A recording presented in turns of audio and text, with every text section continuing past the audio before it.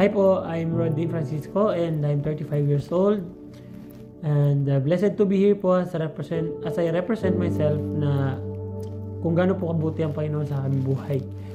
Ako po ay na-diagnose last October 2023 ng yung ano po sa mitral valve.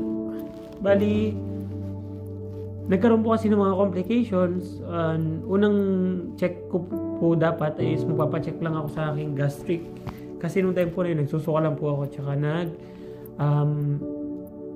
yung mga kinakain ko, hindi ko ma-process. Parang sumasakit siya ko tuwing may kinakain ako. Kaya nilalabas ko rin.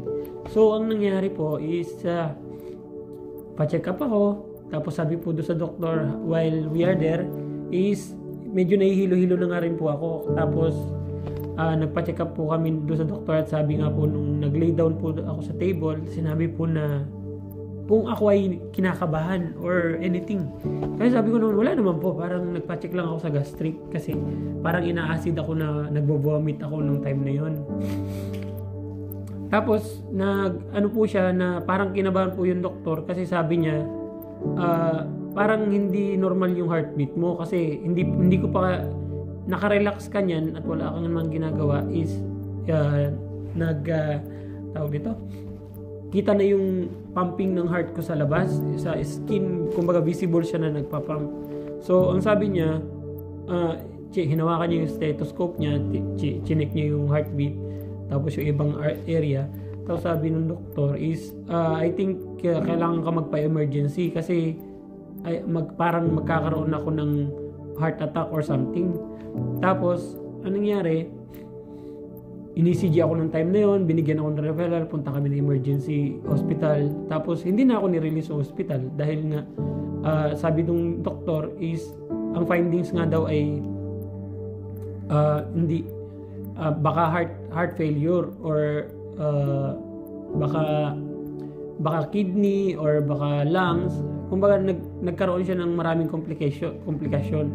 Tapos upon admission sa akin after 24 hours, lumabas yung result na ako nga daw po ay merong heart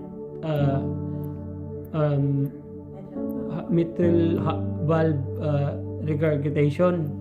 So ang nangyari po kasi nag-enlarge po yung heart ko and dahil lumaki yung heart ko, na-push yung ibang organs, hindi din ako pwedeng operahan kaagad.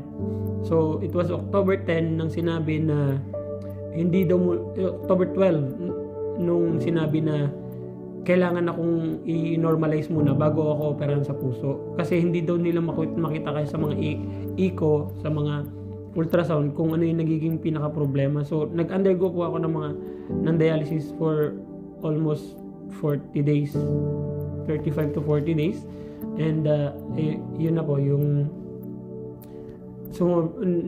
pagkayari po nun is nagpa-schedule na po ng surgery for mitral valve replacement na po at saka yung kabila is ni-repair lang naman po. Tapos ang kabutihan lang po ng Lord sa amin ay hindi kami pinabayaan. Kahit sa araw-araw namin may mga pangangailangan, binigay po ng Lord lahat ng kalakasan tsaka yung mga financial po talaga tsaka support galing po sa company, tsaka sa insurance, tsaka sa galing na rin po sa mga kapatiran, lahat po. Kasi actually wala po kami nung time na yun dahil yun din po yung blessed kami na nakauwi kami ng sabay sa bakasyon namin ni Mrs.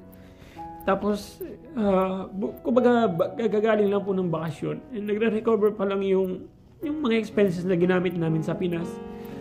So, hindi pa expected na magkakasakit ako. So, naubos po lahat talaga ng ipon namin, pati mga, gamit. Yung mga, meron po kami, kaya naobliga po na,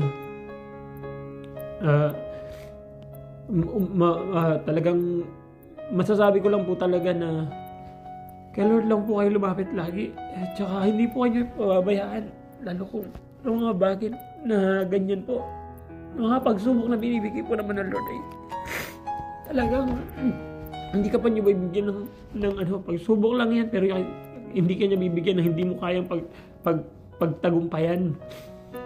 Sadya lang po na napaka-amazing ng Lord kasi although hindi ko siya inisip na struggle kasi inisip ko siya on time talaga lahat si Lord kasi nung time ko na pagbalik namin ng bakasyon, talagang ang insurance ko po expired.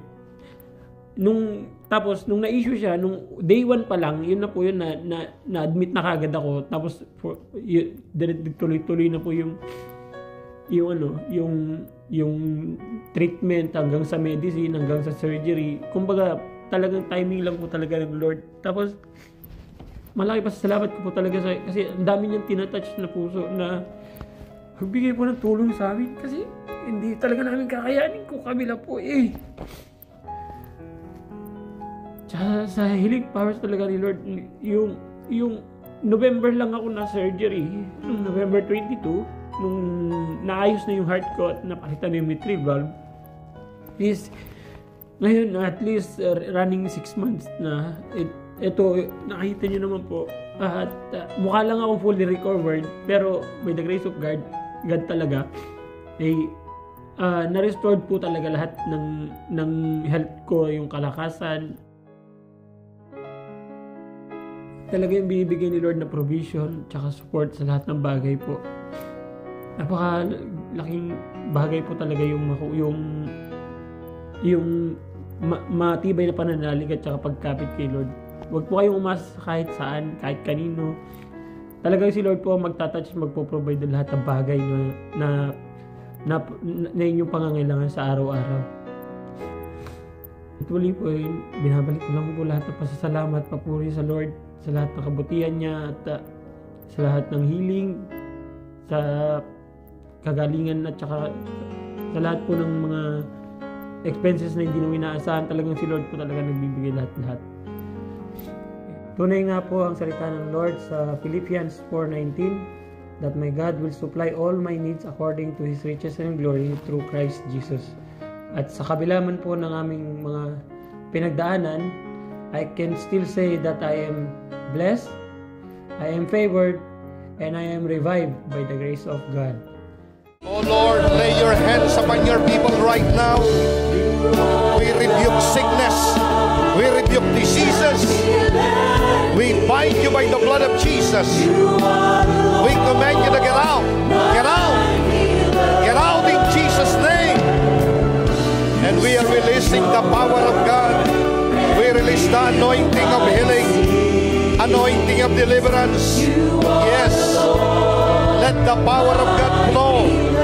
Dumadaloy ang kapangyarihan sa inyong katawan. Sinabi ng Biblia, ipapatong ang kamay sa may sakit.